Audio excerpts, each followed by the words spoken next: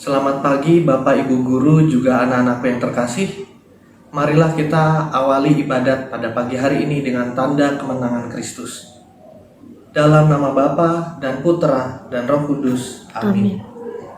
Semoga rahmat Tuhan kita Yesus Kristus, cinta kasih Allah dan persekutuan Roh Kudus selalu beserta kita. Sekarang dan selama-lamanya.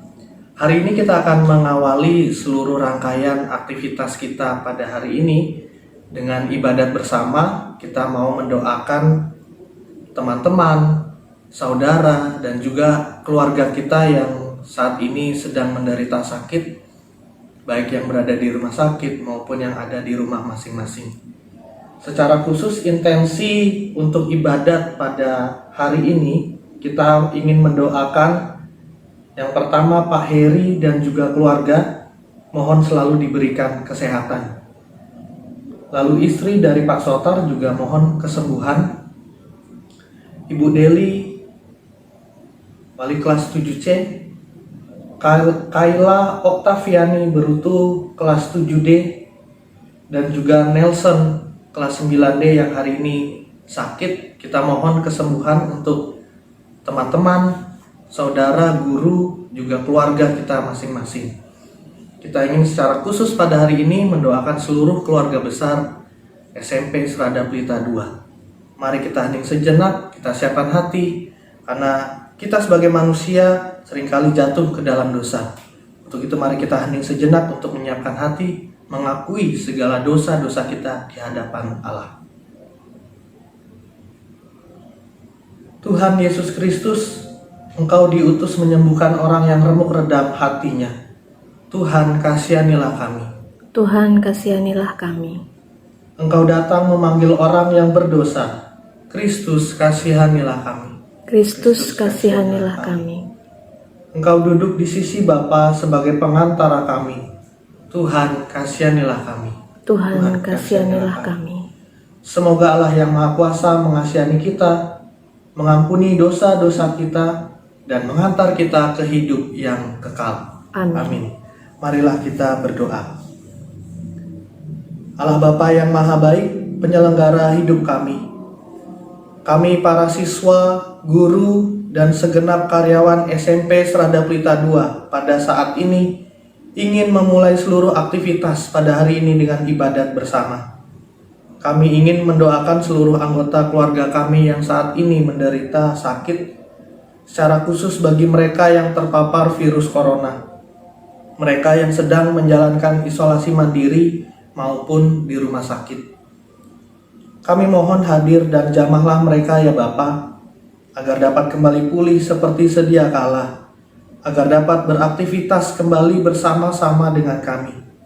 Semuanya ini kami mohonkan dengan perantaran Yesus Kristus Putramu Tuhan kami. Amin. Marilah kita mendengarkan bacaan. Pembacaan dari kitab Ibrani. Dan apakah lagi yang harus aku sebut? Sebab aku akan kekurangan waktu apabila aku hendak menceritakan tentang Gideon, Barak, Simson, Yefta, Daud, dan Samuel dan para nabi, yang karena iman telah menaklukkan kerajaan-kerajaan, mengamalkan kebenaran, memperoleh apa yang dijanjikan, menutup mulut singa-singa, memadamkan api yang dahsyat. Mereka telah luput dari mata pedang, telah beroleh kekuatan dalam kelemahan, telah menjadi kuat dalam peperangan, dan telah memukul mundur pasukan-pasukan tentara asing. Ibu-ibu telah menerima kembali orang-orangnya yang telah mati, sebab dibangkitkan.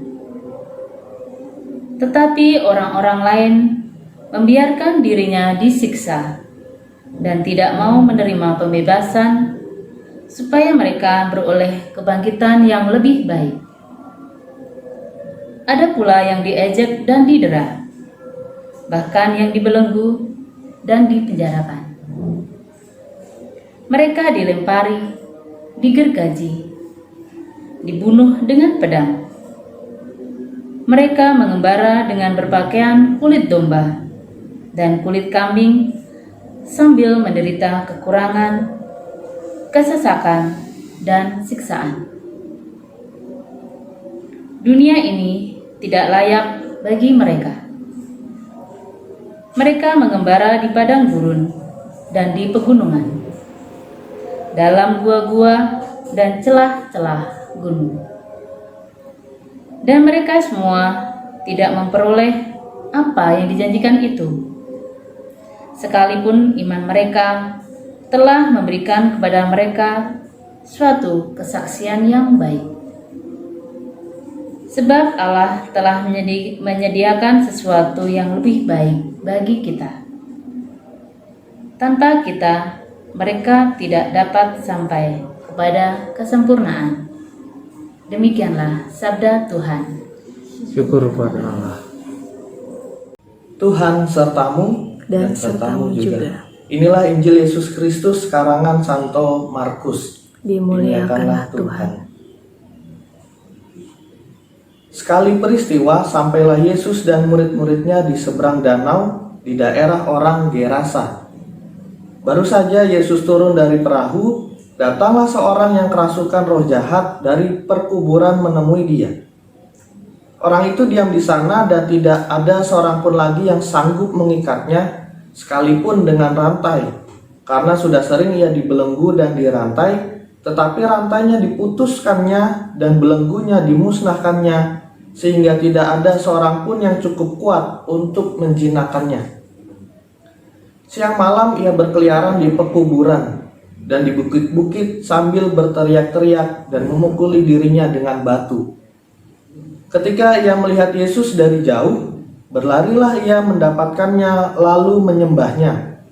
Dan dengan keras ia berteriak, "Apa urusanmu dengan aku, hai Yesus, anak Allah yang maha tinggi? Demi Allah, jangan siksa aku."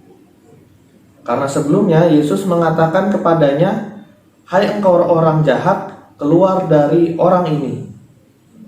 Kemudian ia bertanya kepada orang itu, "Siapa namamu?" Jawabnya, "Namaku Legion, karena kami banyak." Ia memohon dengan sangat supaya Yesus jangan mengusir roh-roh itu keluar dari daerah itu. Adalah di sana di lereng bukit sejumlah besar babi sedang mencari makan. Lalu roh-roh itu meminta kepadanya, katanya, "Suruhlah kami pindah ke dalam babi-babi itu. Biarkanlah kami memasukinya." Yesus pun mengabulkan permintaan mereka. Lalu keluarlah roh-roh jahat itu dan memasuki babi-babi itu. Kawanan babi yang kira-kira 2.000 jumlahnya itu terjun dari tepi jurang ke dalam danau dan mati lemas di dalamnya.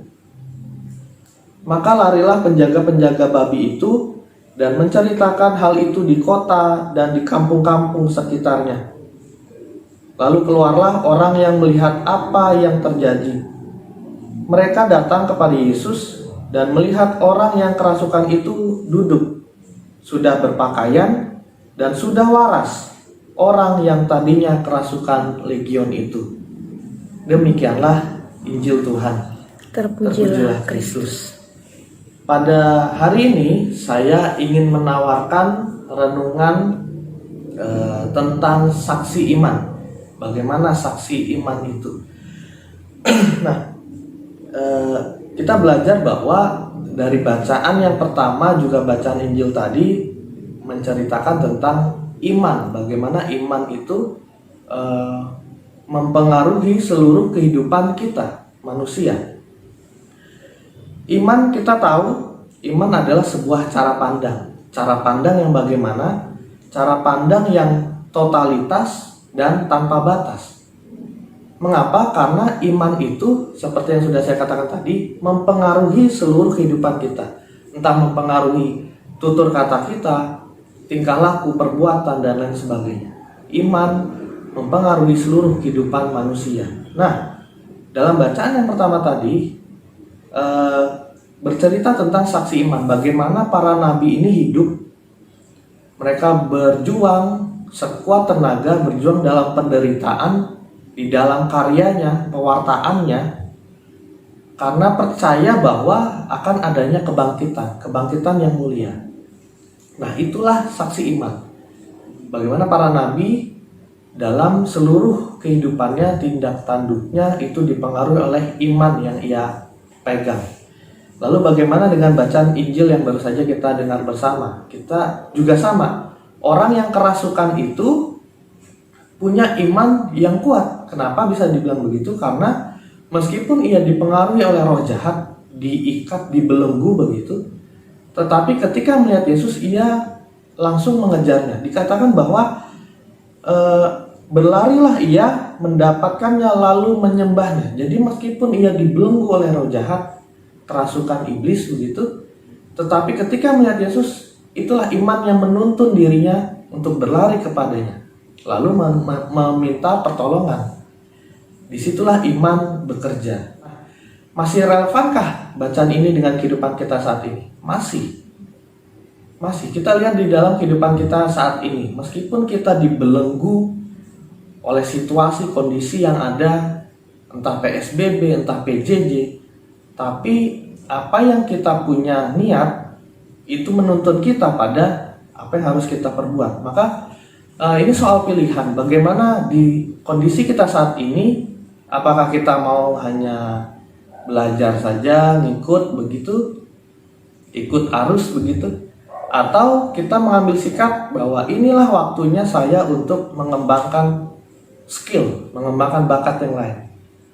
Banyak kok sekarang kita bisa melihat Bapak Ibu Guru juga sama. Kita yang tadinya, seperti yang sudah saya katakan waktu ibadat Natal kemarin, kita yang tadinya pembelajaran offline, sekarang mau nggak mau harus online. Bapak Ibu Guru harus belajar bagaimana cara pakai Zoom, bagaimana cara mengedit video. Itu contoh nyata gitu. Pasti kalian juga sama, bisa mengembangkan bakat yang lain. Beberapa siswi atau siswa juga sempat kami kasih informasi ke kami bahwa mereka sudah tergabung dalam grup kelompok minat tersendiri, grup dance misalkan. Itu ada juga.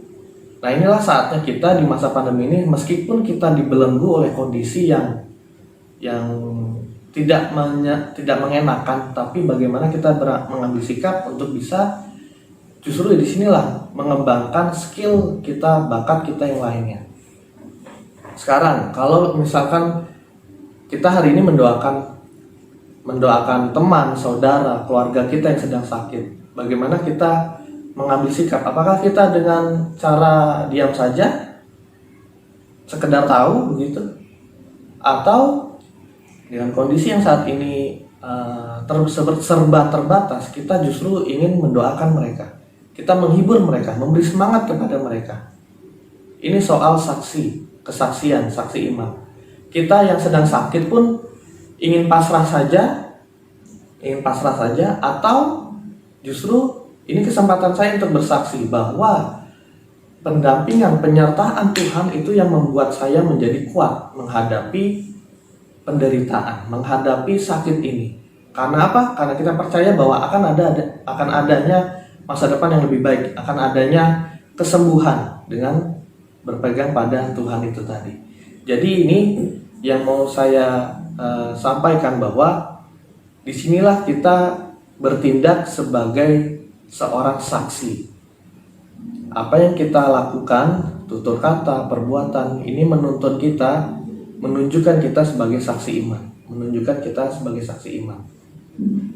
Untuk itu mari kita mohon berkat Tuhan, semoga kita yang sehat dapat menjadi saksi bahwa kita bisa datang menghibur dan memberi semangat kepada teman-teman kita, saudara kita, maupun keluarga kita yang sedang sakit. Marilah kita hening sejenak, semoga Tuhan selalu menuntun dan mengarahkan kehidupan kita semua. Amin. Marilah kita lanjutkan dengan doa umat. Saudara-saudari yang terkasih, kita percaya bahwa Yesus berada di tengah-tengah kita, sudi memahami segala kesulitan dan kebutuhan kita. Maka dengan keyakinan itu, marilah kita memanjatkan doa-doa kita dengan pengantaraan Yesus Kristus Putranya.